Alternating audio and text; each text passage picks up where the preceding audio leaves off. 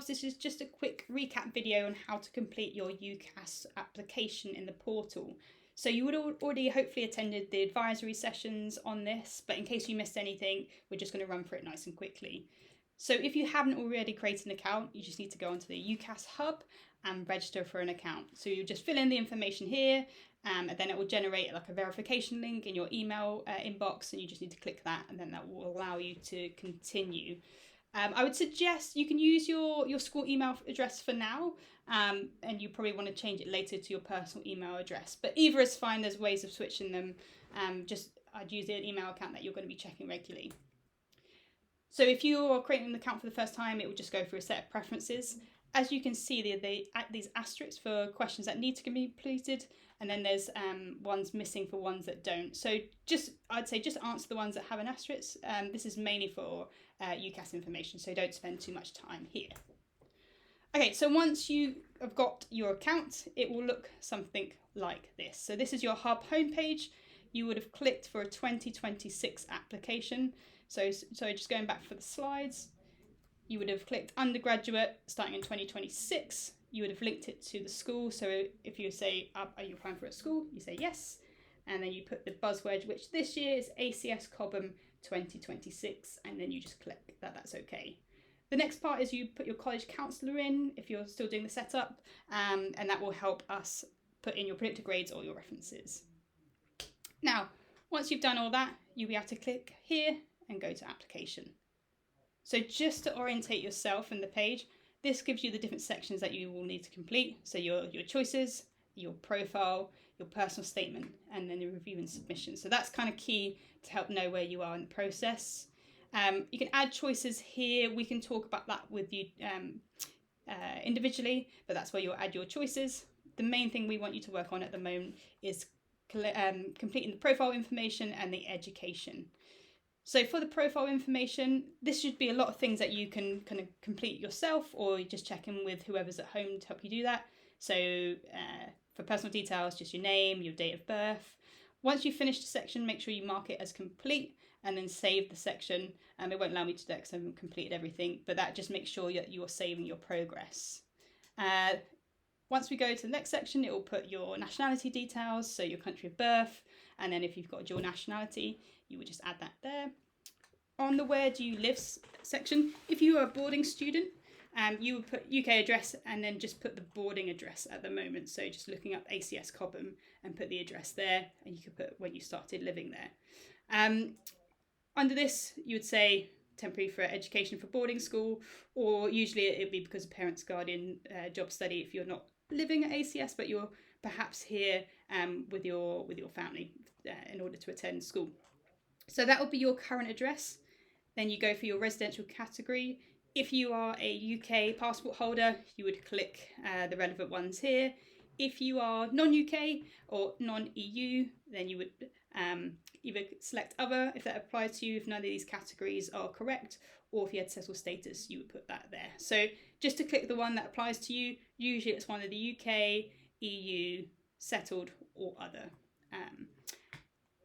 Keep going. So you've got contact details, that's your information, so your mobile number, your email address, your postal address. So if you are here boarding, you would then in this section put your family's address. So where do you live when you go home at the holidays? So whether that's in the UK or not in the UK, you would put that information in that part. The nominated access, you put yes. And here you can put two names. So I would suggest putting your college counsellor and maybe perhaps a member of your family or your guardian who can talk on your behalf to universities. This is really important when there's an issue comes up, and we can help kind of advocate or at least have those conversations with the university. So if, for example, you put me and your mum or your guardian, you put both names there, and you say college counsellor and mother or guardian, and again, mark as complete. Going through, just answer these questions, so just follow those bits and pieces. Under finance, if you are a UK student and you're getting student finance, you would click this option here. And if you are an international student, or if your family is funding your university, you're not getting a student loan from the UK if you're not eligible, then it would be private finance here. Now, the section that we spoke about the most was the education section. So we were saying it's really important to house your qualifications. So you would have added your place of education as ACS Cobham. And then if you've completed any education for high school at another school, you would add the place there. You could do that like systematically. So do ACS Cobham first, and then you would do your other school afterwards. You need to account for 4 years. So that would be grade 12, 11, 10, 9. That's all they would like to know, so they can figure out kind of equivalencies for GCSE and then A levels. So nice and simple. Once you've got the places of education, you can then add in the relevant qualifications here. So under all qualifications, you will have a short list that's more relevant for you. But we spoke through, and this is the handout that we're going to go through, went through. For IB Diploma students, you were going to add 2 qualifications at least. I say if students come from a previous school, they've done qualifications, they would also add that. But for here, you would add your IB Diploma.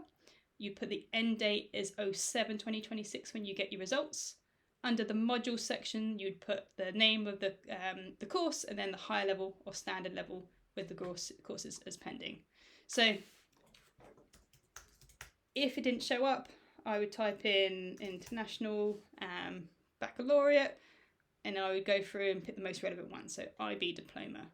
So the qualification date, it would be 06, 07 July is when you get your results, and then pending because we don't know that at the moment. So the module titles would be the different bits and pieces that you're doing. The date would be the same, and then you'd indicate higher level or standard level, and then the grade would be pending. So you would add your 6 classes, then you would also add, as you can see here, you can add in your theory of knowledge and your extended essay. If you were adding your extended essay, on this section you would just put the subject area you were doing it in. So I might be doing psychology higher level, but I also might be doing extended essay. And again, I would add that here with pending. So that would be how we would add that. If we were doing APs, under all qualifications, you would type in USA, and you would look for the advanced placement one. So what we spoke about is doing the most recent first. So I would put, for example, AP Macroeconomics, put the full titles there. The qualification date is 07/2026 because that's when you'll take your grade 12 APs, and then you won't know the results, so it would be pending. If, for example, you did micro in grade 11, you would put 07, it'd still fall in July, it'd be a year before, so 2025, and then you could put your result here. Again, you could do the same in grade 10. You want to put all the exams, all the APs that you have taken. And just to go on to this handout that we'll also shared with you. So if you're unsure of the qualification dates, you can double check here. So if I took an AP in grade 10, I would put 7, just because we were talking about getting the results in July, and then put 2024. So this might just help orientate you when you're completing that section. So one of the other things that we'll go through actually, so if you did a mixed curriculum where you did a high school diploma, so if you just did a high school diploma on its own, we'll talk through that. But if you did a high school diploma with APs and maybe an IB course, you would put your APs as one qualification with the different ones you've taken. If I did an IB course, I would put in international, and I want to look for the certificates or the diploma course. So that would just allow me to put the one that I took. So maybe you did IB theatre alongside a high school diploma. Then you can add that in there. Same applies. The date would be 7 if it was taking an IB exam, and then you just put the relevant year. So one of the last things that you'll add is your high school diploma. So under the search button, we type in USA, and then you can see it says USA High School Graduation Diploma. Now, the qualification date, and again, this will be in this section here. So high school diploma is going to end graduation day. So I would put 06. It's only minor, like we'll help you with this, but it's just kind of good practice to put exams as 07, but the end of the school year is 06, and you'll finish in 2026. Now you don't have your GPA at the moment, so you can leave this blank. And then under your module titles, what you would essentially do is put your high school classes in. So I would start with my grade 12 classes, and then 11, then 10, then 9. So they show up with the most recent first. In this handout, we've given you examples. So if I'm an IB Diploma student, this is what my IB section will look like. Then I'll put the graduation diploma as well. It will be like, this year it will be June 2026. But I would start here with my grade, so this student's from last year. This is their grade 10 classes, and then you can see 2022 is their grade 9 classes. Really important to put what the grade was out of. So if you got a 7, you need to put out of 7. Otherwise, we don't know if that's a 7 out of 7 or a 7 out of 10. So make sure that you include that. If you are a US High School Diploma student, you will have all of your years. So this student will put their grade 12 classes in. So English 12, for example, you don't have a grade, so you can leave that blank. But then you would add the relevant scores and dates here. So that should look something like that. And again, we'll give you this sheet to make sure that you can follow that. And we will also be giving your high school transcripts as well, so you can complete that section. Just a note, we don't have an example to show you on the screen, but we will add this in the instructions, is when you're going through the different scores. So for example, if a student got a 7 out of 7, when they're looking at their transcript, you'll see a semester 1 and a semester 2 score. Most likely they're the same, so this student might have had 7 in semester 1, 7 in semester 2, then that's nice and simple, you got 7 overall. If they got a 6 in semester 1 or one of the semesters and a 7, we would err on the side of being generous, so put the higher number when there's just a 1 point difference. If there's a 5 in one semester and a 7, then you would just average it out and put the middle, if that makes sense. So just use your best judgment on that, and your college counsellor will talk to you as well. But that would be how you complete the different education sections. Employment, if you've had paid employment, you can add it here. That won't be, or unpaid but voluntary, you can add it here. But most likely, if you're including it, it's going to be, and it's relevant, it will be in your personal statement, so don't worry if it's not there. This is the most important part. As you see here, you'll have the different questions that you'll add you'll paste your answers into.